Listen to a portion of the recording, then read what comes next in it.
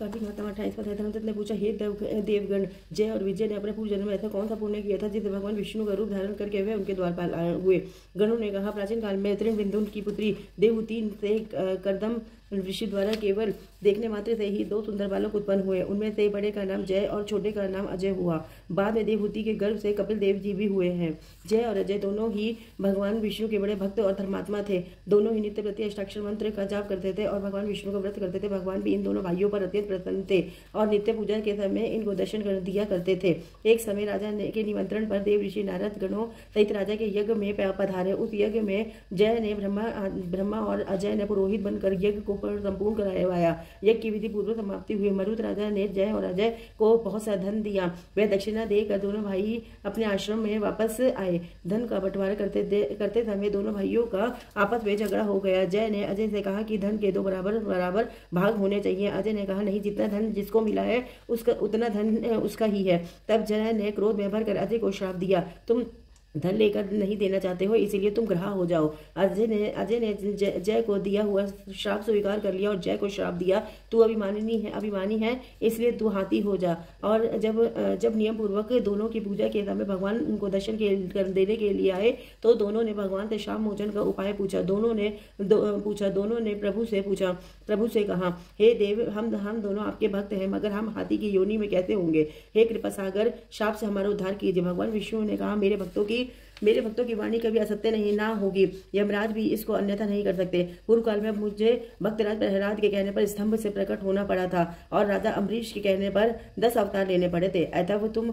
दोनों अपने शापों को भोग कर फिर मेरे लोक को प्राप्त होगे। इतना कहकर भगवान विष्णु अंतर्ध्यान हो गए। गणों के ने कहा, तब वह दोनों गंडकी नदी के किनारे मगर और हाथी हुए। जातीय स्मरण रहने के कारण इस योनि में भी भगवान विष्णु का व्रत नियम पूर्वक किया करते थे। एक दिन कार्तिक की पूर्णमासी को वह हाथी स्नान के लिए गंडकी नदी में गया। तब पिछले जन्म का शाप स्मरण करके मगर ने हाथी पकड़ लिया। मगर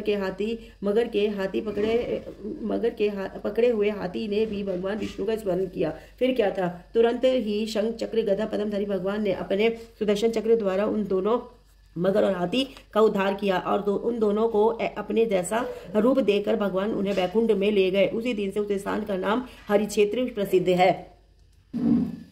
चक्र के घास से वहां के पत्थरों में भी चिन्ह बने हुए हैं। वह दोनों भी जय और अजय के नाम से आज संसार में प्रसिद्ध है।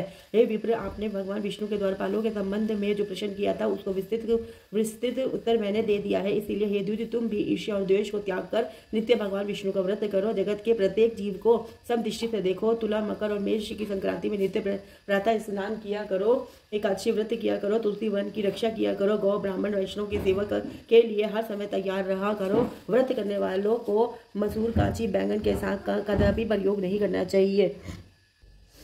हे धर्मदत्त, ऐसा करने पर तुम शरीर त्याग के पश्चात हम लोगों के समान गति पाओगे। भगवान विष्णु को प्रसन्न करने वाले इस व्रत के समान फल देने वाला तीर्थ, दान और यज्ञ दूसरा और कोई नहीं है। विप्र, तुम धन्य हो, क्योंकि तुमने विष्णु भगवान को प्रसन्न करने वाला व्रत किया है और जिसका आधा फल तुमने इस कला को दिया है, उसके फलस्वरूप हम कला को बैकुंठ में लिए जा रहे हैं। नारद जी ने राजा पृथु से कहा, राजन, इस प्रकार धर्मदत्त को विष्णु भक्ति का उपदेश देकर कला को साथ लेकर विष्णु के पार्षद बैकुंठ को चले गए। धर्मदत्त भी उनके आदेशानुसार भगवान विष्णु के व्रत में तल्लीन हो गए और फिर जब उसका देहांत हुआ तो अपनी दोनों स्त्रियों के साथ विष्णु लोक को गया। हे राजन, जो कोई भी प्राचीन काल में इस इतिहास को सुनता है और सुनाता है वह अंत में विष्णु लोक को प्राप्त होता है। हरे कृष्ण कृष्ण कृष्ण हरे हरे राम राम राम कृष्ण हरे कृष्ण कृष्ण हरे हरे राम राम राम लक्ष्मी नारायण नारायण नारायण गोविंद नारायण नारायण नारायण भजन नारायण नारायण नारायण सीता नारायण नारायण नारायण मेरुम नारायण नारायण नारायण हर हर महादेव हर महादेव हर महादेव हर महादेव हर महादेव हर श्री शिवाय नमस्तुभ्यं श्री शिवाय नमस्तुभ्यं श्री शिवाय नमस्तुभ्यं श्री शिवाय नमस्तुभ्यं श्री शिवाय नमस्तुभ्यं।